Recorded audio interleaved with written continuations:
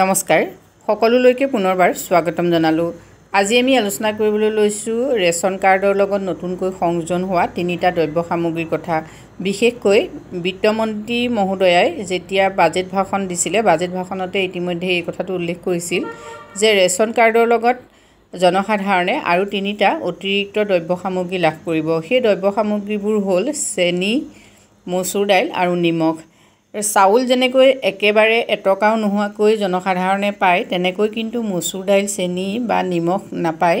মাত্ৰ বজাৰ দৰতকৈ কিছু কম দৰত এই দ্ৰব্য সামগ্ৰীসমূহ জনসাধাৰণে লাভ কৰিব। এতিয়া কেতিয়াৰ পৰা এই দ্ৰব্য সামগ্ৰীসমূহ লাভ কৰিব আৰু কিমান দৰত লাভ কৰিব সেই সম্পৰ্কত মুখ্যমন্ত্ৰী মহোদয়ে ঘোষণা কৰিছে। তেখেতৰ বক্তব্যৰ পৰাই আপোনালোকে এইখিনি শুনকচোন। আমাৰ ৰেচন কাৰ্ডত এতিয়ালৈকে আমি বিনামূলীয়াকৈ চাউল দি আছোঁ। 1 অক্টোবৰৰ পৰা আমি ৰেচন কাৰ্ডত দালি দিম, চেনি দিম আৰু নিমখ দিম।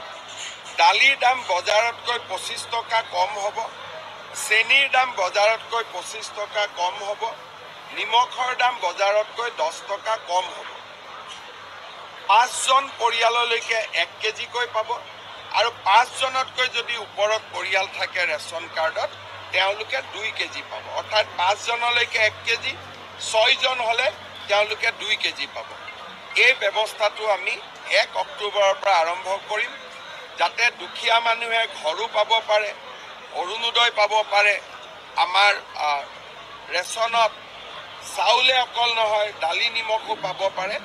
এই গোটেই ব্যৱস্থাবিলাক আমি কৰিছোঁ আৰু দুখীয়া মানুহ উপকৃত।